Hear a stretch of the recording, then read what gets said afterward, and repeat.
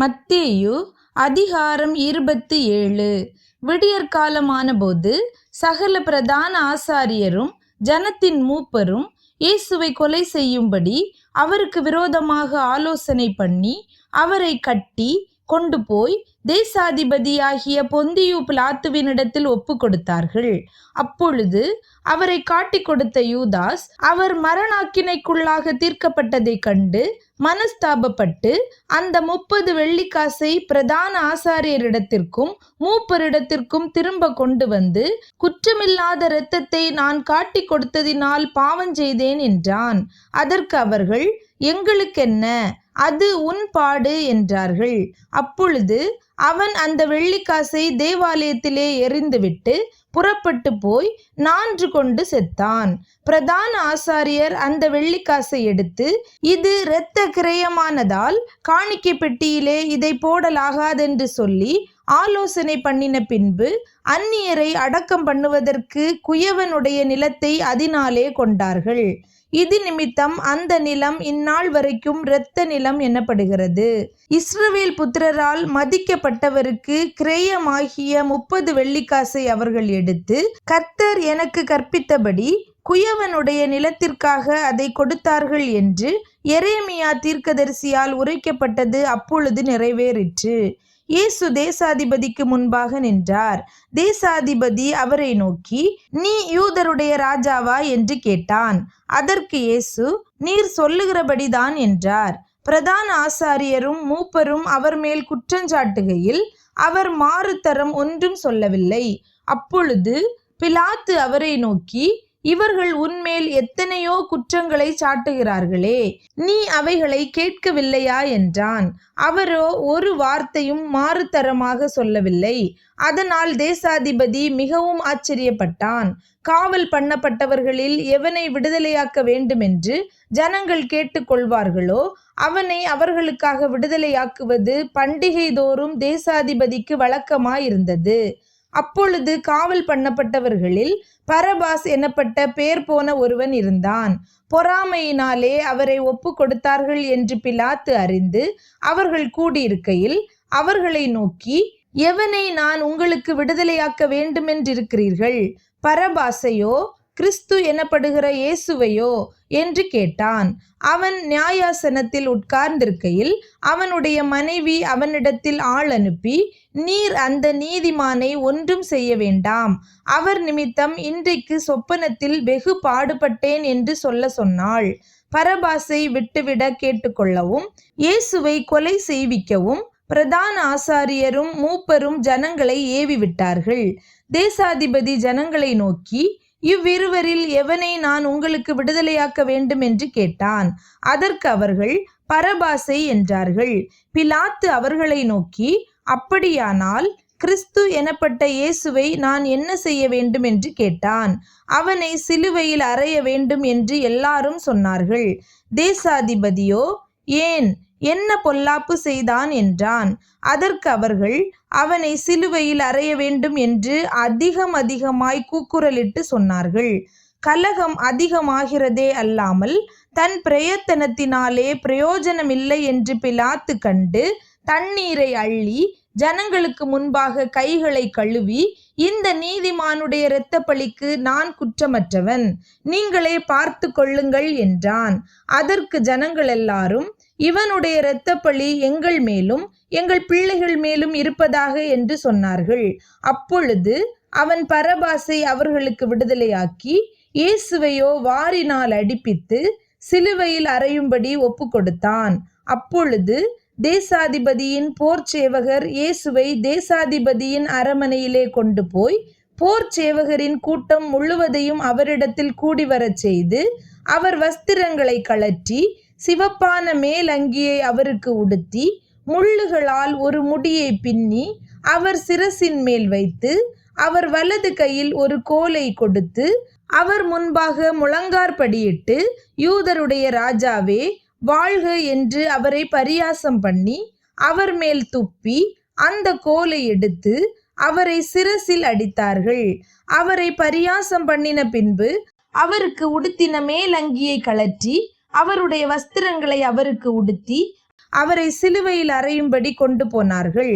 போகையில் சிரேனே ஊரானாகிய சீமோன் எனப்பட்ட ஒரு மனுஷனை அவர்கள் கண்டு அவருடைய சிலுவையை சுமக்கும்படி அவனை பலவந்தம் பண்ணினார்கள். கபாலஸ்தலம் என்று அர்த்தங்கொள்ளும் கொல்கதா என்னும் இடத்துக்கு அவர்கள் வந்தபோது கசப்பு கலந்த காடியை அவருக்கு குடிக்க கொடுத்தார்கள். அவர் அதை ருசி பார்த்து குடிக்க மனதில்லாதிருந்தார். அவரை சிலுவையில் அறைந்த பின்பு அவர்கள் சீட்டு போட்டு அவருடைய வஸ்திரங்களை பங்கிட்டு கொண்டார்கள். என் வஸ்திரங்களை தங்களுக்குள்ளே பங்கிட்டு என் உடையின் பேரில் சீட்டு போட்டார்கள் என்று தீர்க்கதரிசியால் உரைக்கப்பட்டது நிறைவேறும்படி இப்படி நடந்தது. அவர்கள் அங்கே உட்கார்ந்து அவரை காவல் காத்து கொண்டிருந்தார்கள்.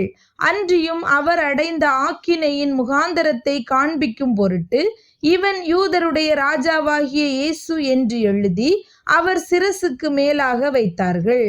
அப்பொழுது அவருடைய வலது பக்கத்தில் ஒருவனும் அவருடைய இடது பக்கத்தில் ஒருவனுமாக 2 கள்ளர் அவரோடே கூட சிலுவைகளில் அறையப்பட்டார்கள். அந்த வழியாய் நடந்து போகிறவர்கள் தங்கள் தலைகளை துலுக்கி தேவாலயத்தை இடித்து 3 நாளைக்குள்ளே கட்டுகிறவனே, உன்னை நீயே ரட்சித்துக்கொள், நீ தேவனுடைய குமாரனானால் சிலுவையிலிருந்து இறங்கி வா என்று அவரை தூஷித்தார்கள். அப்படியே பிரதான ஆசாரியரும் வேதபாரகரும் மூப்பரும் பரியாசம் பண்ணி மற்றவர்களை ரட்சித்தான், தன்னைத்தான் ரட்சித்து கொள்ள திராணி இல்லை. இவன் இஸ்ரவேலின் ராஜாவானால் இப்பொழுது சிலுவையிலிருந்து இறங்கி வரட்டும், அப்பொழுது இவனை விசுவாசிப்போம். தன்னை தேவனுடைய குமாரன் என்று சொல்லி தேவன் மேல் நம்பிக்கையாயிருந்தானே, அவர் இவன் மேல் பிரியமாயிருந்தால் இப்பொழுது இவனை ரட்சிக்கட்டும் என்றார்கள். அவரோடே கூட சிலுவைகளில் அறையப்பட்ட கள்ளரும் அந்தபடியே அவரை நிந்தித்தார்கள். 6ஆம் மணி நேரம் முதல் 9ஆம் மணி நேரம் வரைக்கும் பூமி எங்கும் அந்தகாரம் உண்டாயிற்று. 9ஆம் மணி நேரத்தில் இயேசு ஏலி ஏலி லாமா சபக்தானி என்று மிகுந்த சத்தமிட்டு கூப்பிட்டார். அதற்கு என் தேவனே என் தேவனே ஏன் என்னை கைவிட்டீர் என்று அர்த்தமாம். அங்கே நின்றவர்களில் சிலர் அதை கேட்டபொழுது இவன் எலியாவை கூப்பிடுகிறான் என்றார்கள். உடனே அவர்களில் ஒருவன் ஓடி கடற்காளானை எடுத்து காடியில் தோய்த்து அதை ஒரு கோலில் மாட்டி அவருக்கு குடிக்க கொடுத்தான். மற்றவர்களோ, பொறு, எலியா இவனை ரட்சிக்க வருவானோ பார்ப்போம் என்றார்கள். இயேசு மறுபடியும் மகா சத்தமாய் கூப்பிட்டு ஆவியை விட்டார். அப்பொழுது தேவாலயத்தின் திரைச்சீலை மேல் தொடங்கி கீழ் வரைக்கும் 2ஆக கிழிந்தது. பூமியும் அதிர்ந்தது, கன்மலைகளும் பிளந்தது, கல்லறைகளும் திறந்தது. நித்திரையடைந்திருந்த அநேக பரிசுத்தவான்களுடைய சரீரங்களும் எழுந்திருந்தது. அவர் உயிர்த்தெழுந்த பின்பு இவர்கள் கல்லறைகளை விட்டு புறப்பட்டு பரிசுத்த நகரத்தில் பிரவேசித்து அநேகருக்கு காணப்பட்டார்கள்.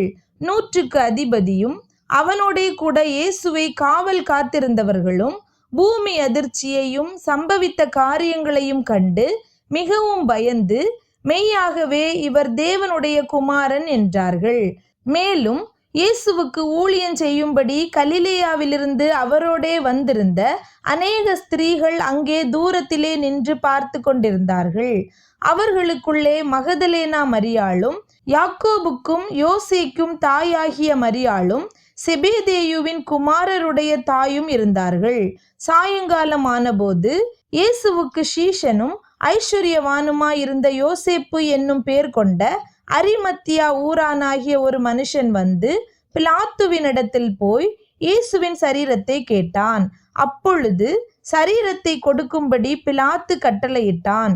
யோசேப்பு அந்த சரீரத்தை எடுத்து துய்யதான மெல்லிய துப்பட்டியிலே சுற்றி தான் கன்மலையில் வெட்டியிருந்த தன்னுடைய புதிய கல்லறையிலே அதை வைத்து கல்லறையின் வாசலில் ஒரு பெரிய கல்லை புரட்டி வைத்து போனான். அங்கே மகதலேனா மரியாளும் மற்ற மரியாளும் கல்லறைக்கு எதிராக உட்கார்ந்திருந்தார்கள். ஆயத்த நாளுக்கு பின்னான மறுநாளிலே பிரதான ஆசாரியரும் பரிசேயரும் பிலாத்துவினிடத்தில் கூடி வந்து, ஆண்டவனே, அந்த எத்தன் உயிரோடு இருக்கும்போது 3 நாளைக்கு பின் எழுந்திருப்பேன் என்று சொன்னது எங்களுக்கு ஞாபகம் இருக்கிறது.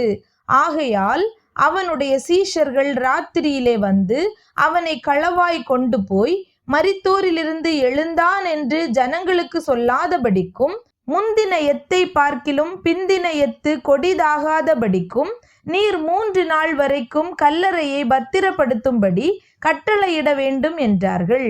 அதற்கு பிலாத்து, உங்களுக்கு காவல் சேவகர் உண்டே, போய் உங்களால் கூடிய மட்டும் பத்திரப்படுத்தி கொள்ளுங்கள் என்றான். அவர்கள் போய் கல்லுக்கு முத்திரை போட்டு காவல் வைத்து கல்லறையை பத்திரப்படுத்தினார்கள்.